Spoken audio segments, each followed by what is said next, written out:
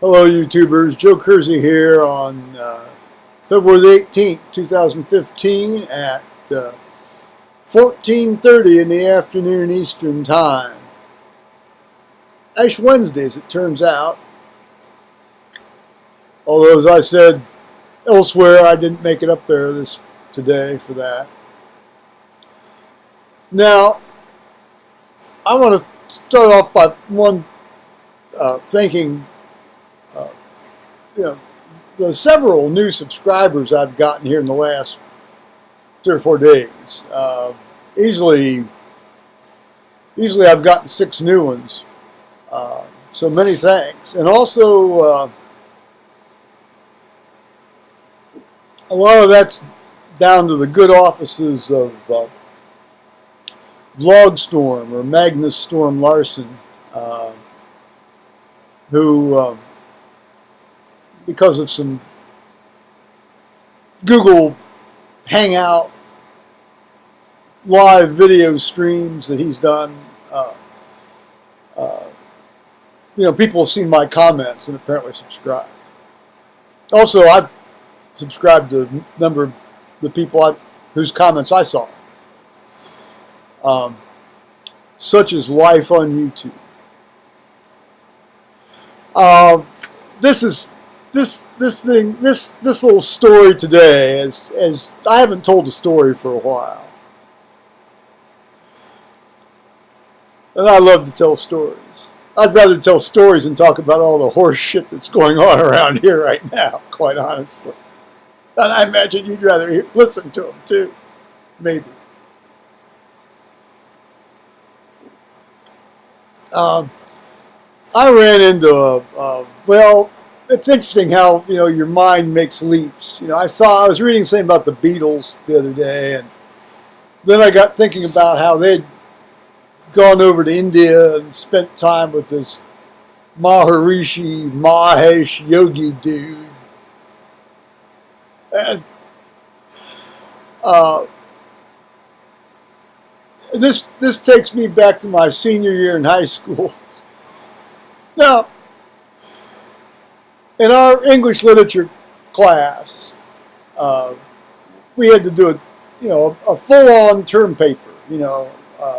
Not one of these little 3-page, 4-page jobs, but a full-on research paper that's well argued.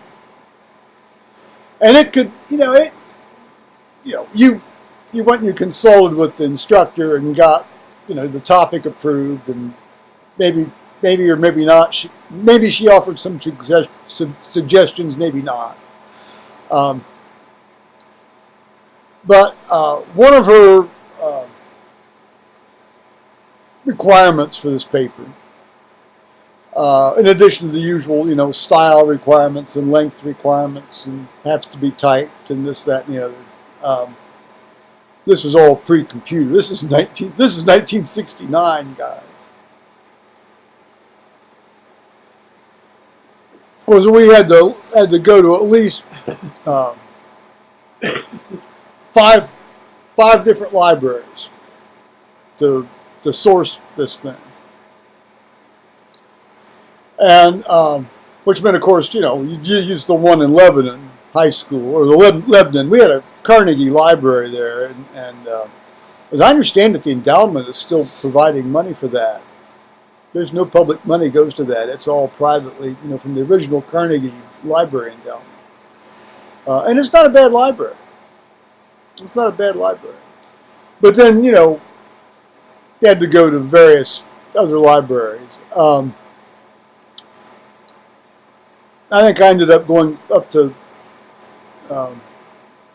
Ohio State University Library, actually. I can't remember how I got access to that. Well, anyway, and then there's like Middletown, and I think we went up to Dayton, and then we ended up going down to Cincinnati, the Cincinnati Public Library. And when I say we, I mean the other, the 4 guys and myself that I ran around with. I ran around, about 4 of us that sort of ran around together. Um, bear in mind, the big night for us was, going over to the UDF and having a milkshake. I mean, that was a big night for us.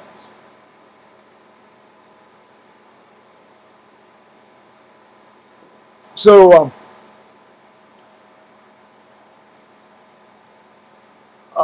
we tried to do this either on a Friday, Friday night, but ideally on a Saturday, because then you could go down in the afternoon and then get back, at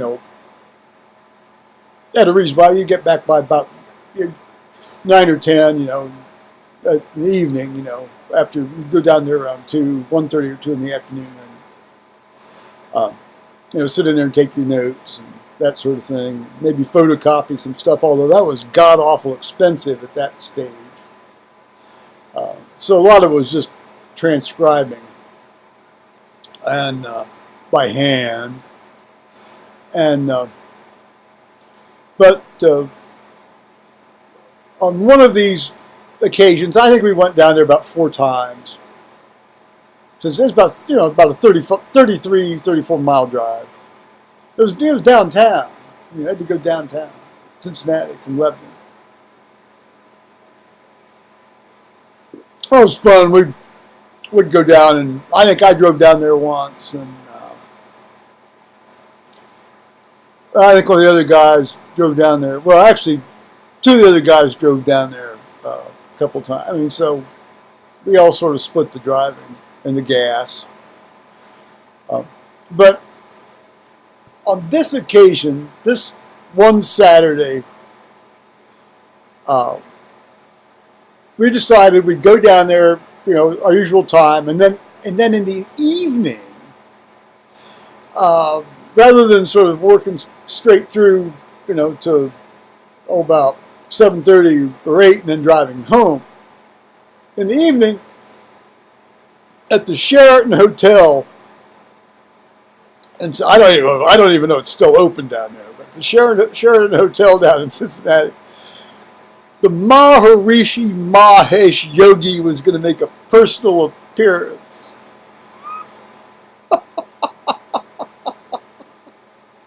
Well, the Beatles, I don't know if they just split up or I don't know, some damn thing, and this one friend of mine was a huge Beatles fan.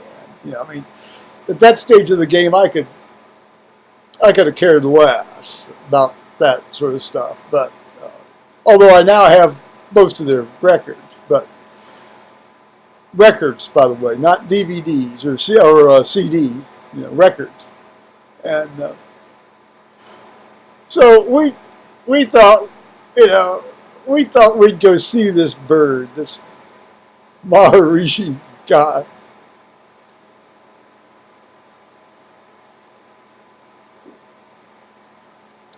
Well, we thought, we didn't know whether you had to dress up for this thing or not, so we put on our suits. The stuff we wore when we went to the debate, and out on the debate circuit, and that sort of thing. And plus, they liked it, when you went into the library, they kind of liked you to look presentable when you went to the library.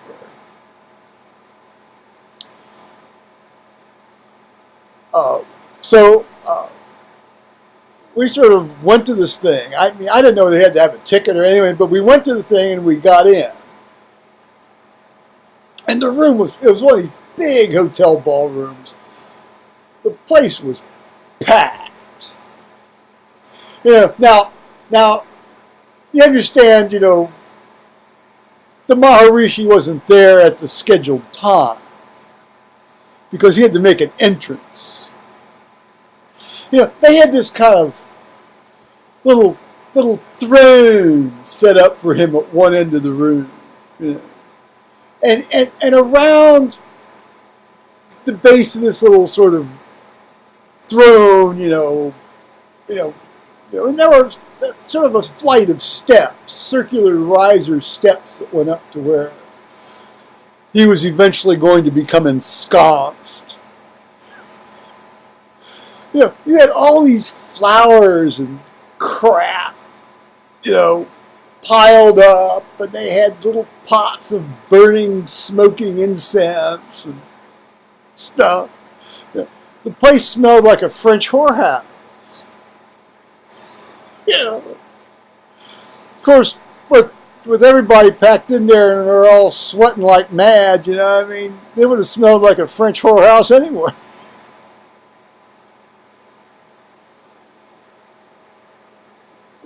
So eventually this bird comes out. And he goes through the whole thing. And sort of the highlight of the evening was going to be that those who wanted to receive their own personal mantra from this guy could come up and present him with, well, a snot rag, a handkerchief, a snot rag, a piece of fruit, and a flower. You hand him the snot rag, a piece of fruit, and a flower, and then you lean over, and he'll whisper your very own personal mantra in your ear. And he also liked, for you to grease his palm with a small donation. Well, ideally a large donation, but he was willing to sort of, accept smaller ones as well. I don't know. I suppose he flogged all the handkerchiefs on the used handkerchief market, I guess. I don't know. The flowers, I doubt he could sell them on. I don't know, the fruit, maybe he could have taken it down to the wholesale warehouse there next morning and sold it. What a piece of work. What a charlatan, what a huckster. Still, he had a good gig going, and he kept it going for quite some time, too. So did the Beatles, for that matter. Well, okay, now we had to get home. Well, it turns out, I won't give you his last name, but Dan had driven down in, what was a relatively new, well, it was a 1967 model, so I think his family had it for about a year, a little over a year. Ford Ranch Wagon, and it had the big the big V8 engine, the 397 engine, and it was a standard, 3 on the tree. Here, let's get those shifting maneuvers, down. Let's say first gear, pull it towards you down, second gear back up, and then down, straight down for third, and. So we're getting ready to go on I-75 and go back north and go home. I'm going to go up the ramp, and it was from a stop, so first gear, that's fine. Second gear going up the ramp, you're getting up to about maybe not quite 40 miles an hour in second gear. And, you really had to be right up to speed if you're going to merge on the 75. I mean, you don't want to wander in there slowly. And so, of course, we're shooting the shit and being silly. As a carload of 5 guys will be, even fairly, well-behaved ones. And Dan got flustered. And when he goes to shift into 30, he actually pulls the thing forward, and so he goes right down into first gear and lets the clutch out, and he's going about 45 at that point. And smoke filled this car. Because he was basically, it almost burned out the clutch. Well, pulled over the side of the ramp. We hadn't quite made it up to the highway yet. pulled off the side of the ramp. It's like, what do you do? What do you do? What do you do? What do you do? What do you do? Well, basically we waited. Boy, that transmission hump was really hot. You put your hand on that boy would burn you. But we waited for about a half an hour. And fortunately, no cops came by or any, no extraneous horse shit happened. Thank the good Lord. And so after that, we were able to continue on our journey. Although he had to sort of shift between third and second a lot on the way home.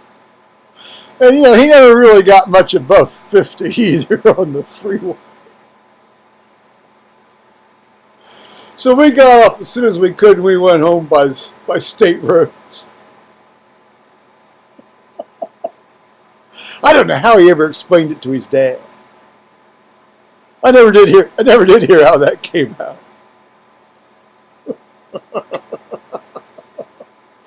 So, we got our research done. We saw the Maharishi. And one of our number burned out a clutch. So all in all, that was a full day.